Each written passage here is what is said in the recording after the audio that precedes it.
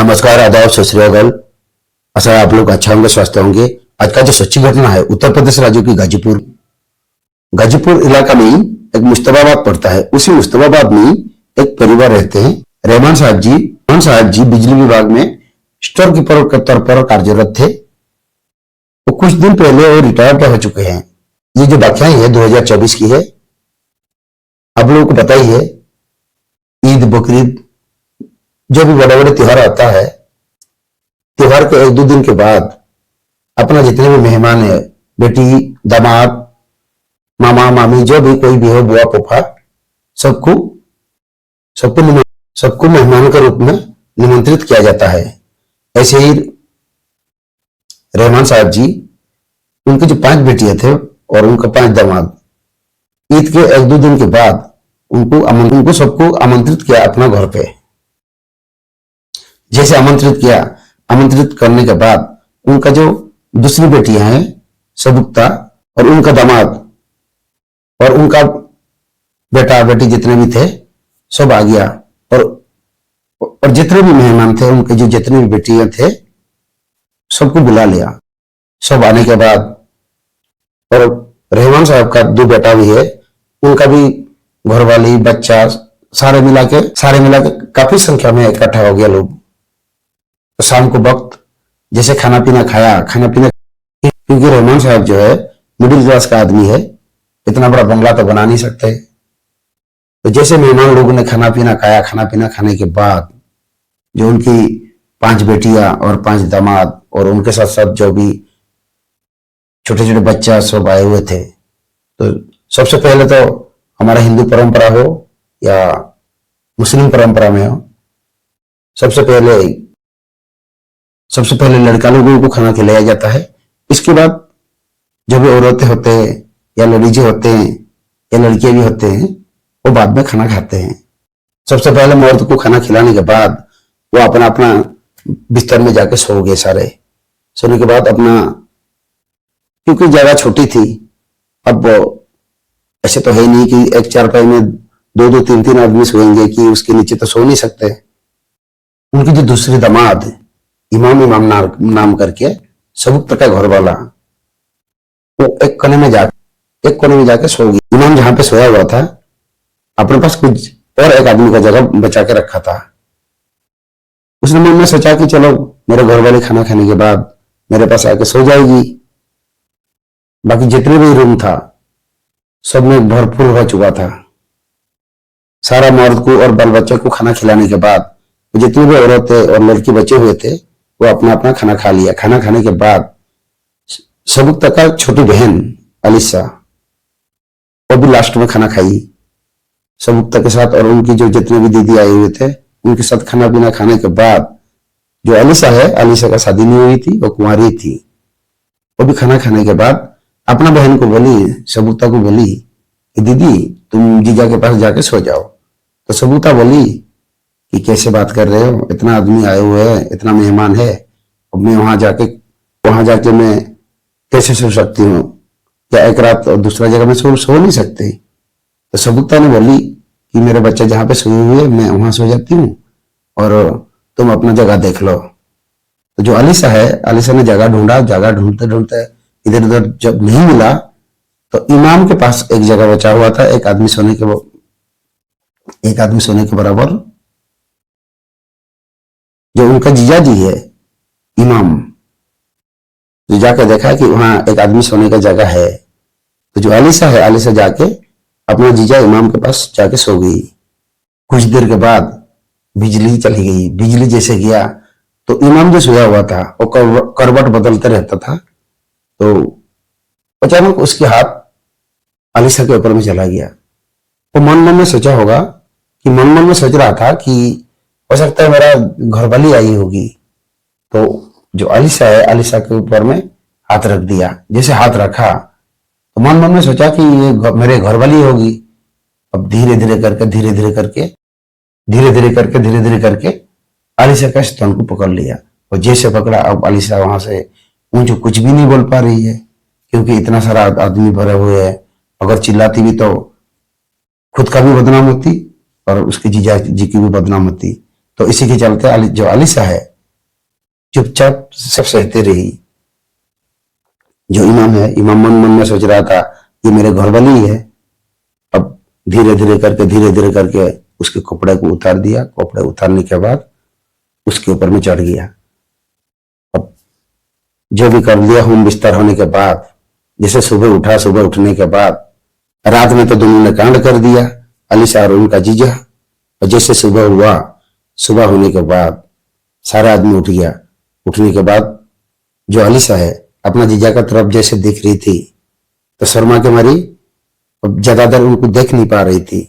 जो इमाम है उनका जीजा, वो जीजा भी उनके मारे अभी ज्यादातर देख नहीं पा रहा था। दोस्तों फिर क्या हुआ, इमाम ने शर्माते हुए अपना साली को बोला कि अलीसा मेरे से बहुत बड़ा गलती हो गया। अलीसा ने बोली, जीजा जी तुम भी ना एक बात को बार बार दोहराते नहीं है, क्योंकि अलीसा को चाहिए था। अलीसा जवान हो चुकी है।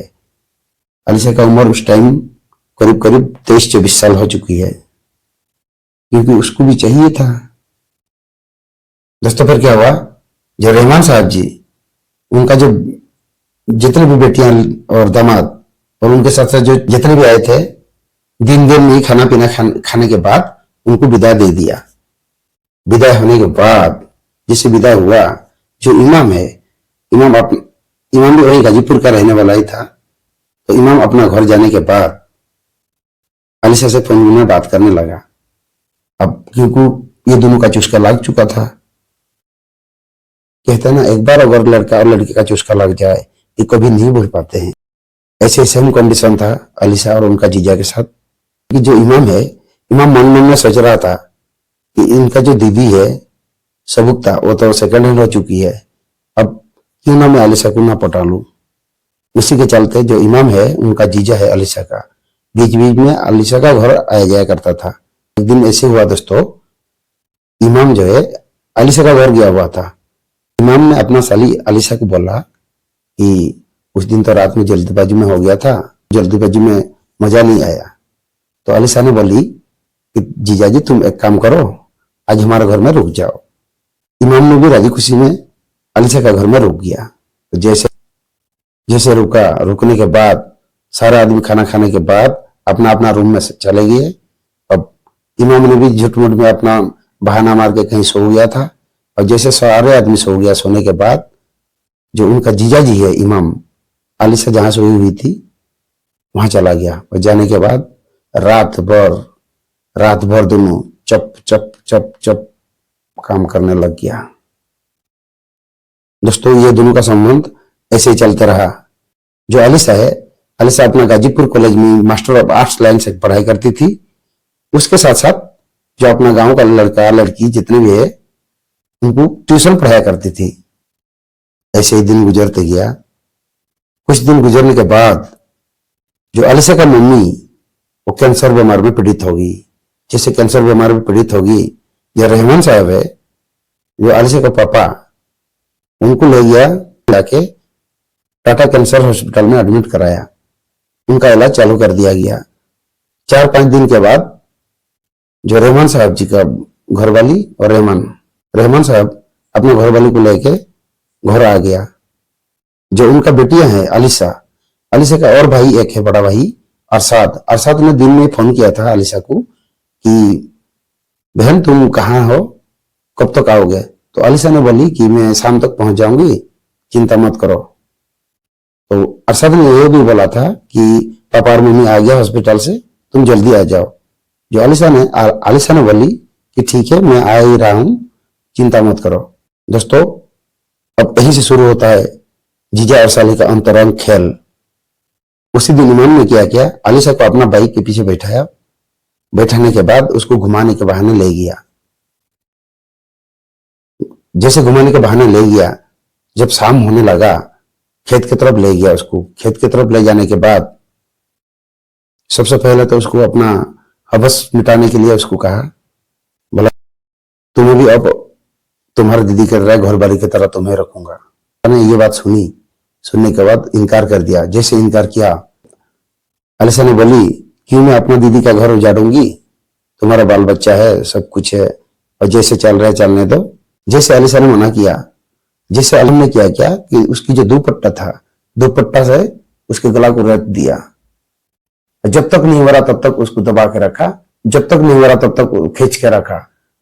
जब दम तोड़ दिया, दम तोड़ने के बाद जैसे आलिशा ने दम तोड़ा, वहां पे पास में पत्थर था, पत्थर उठा के उसकी मुंह को छिन छत्तर कर दिया, ताकि लोगों को पता ना चले कि ये किसका शव है। और शव को ले जाके एक गंदा नाला पड़ा हुआ था, गंदा नाला में फेंक दिया। जब शाम को 8-9 बज गया तो पर भी आलिशा नहीं पहुंची, तो उसका भाई अरशद ने बार बार फोन करते रहा, तो पर भी फोन स्विच ऑफ बताते रहा। फुल स्विच ऑफ बताने लगा। जो अरशद और उनका पिताजी रहमान, वो दोनों चिंता में पड़ गए। जैसे सुबह हुआ, सुबह होने के बाद गाजीपुर पुलिस स्टेशन गया। पुलिस स्टेशन जाने के बाद गुमशुदगी की एफआईआर लिखवाया। और जैसे गुमशुदगी की एफआईआर लिखवाया, 1-2 दिन के बाद पुलिस जैसे सक्रिय हो गया। पुलिस सक्रिय होने के बाद मुस्तफाबाद में छानबीन शुरू कर दिया। उसी छानबीन के वक्त मुस्तफाबाद के 1-2 गांव के आदमी पुलिस वालों को बताया कि यहाँ पे गंदनाला के आसपास में कुछ बदबू से आता है। तो जैसे पुलिस को भनक लगा, जैसे पुलिस को इन्फॉर्मेशन मिला, जाके वहां देखा। देखने के बाद पता चला कि वहां एक डेड बॉडी पड़ा हुआ है। पहले तो अपना पुलिस वालों ने सबसे पहले तो सबको अपना कब्जे में लिया। कब्जे में लेने के बाद जो अलीशा का पापा और उनका भाई, उनको भी इन्फॉर्मेशन कर दिया गया। अरशद और उनका जो पिताजी रहमान अपना लड़के को पहचान लिया। लड़के को पहचानने के बाद लड़के को पोस्टमार्टम के लिए भेज दिया गया। पोस्टमार्टम में पता चला कि लड़के को गला घोंट के मार दिया गया था। तो जो उसकी जो फोन था वो भी पानी के अंदर में फेंका हुआ था। वो भी उसकी बैटरी फूल चुका था और उसकी सिम वगैरह भी खराब हो चुकी थी। उसी बीच में क्या हुआ, जितने भी सीसी कैमरा लगा हुआ था उसी रोड में, सारा को खंगाल डाला। पता चला कि एक बाइक में, जैसे पुलिस वाला को बाइक नंबर का पता चला, तो बाइक नंबर से पता चला ये जो बाइक है इमाम का बाइक है। अब इमाम को पकड़ लिया। इमाम को पकड़ने के बाद पहले तो इमाम अपना कबूलनामा नहीं कर रहा था। पुलिस ने जैसे सख्ती से पूछताछ किया, वो सारा अपना कबूलनामा कर लिया। तो इमाम ने यहां तक भी बोला कि हाँ, हम नहीं मारा है, मैं आलिशा से प्यार कर रहा था और आलिशा से शादी करना चाहता था। मैं आजीवन कारावास के लिए इमाम को जेल में भेज दिया। दोस्तों, ये कहानी सुनाने का उद्देश्य कोई किसी को परेशान नहीं करना, सिर्फ और सिर्फ आप लोग को जागरूक करना। तो आज के लिए यही रहता हूं, फिर मिलेंगे नेक्स्ट वीडियो में। जय हिंद, जय भारत।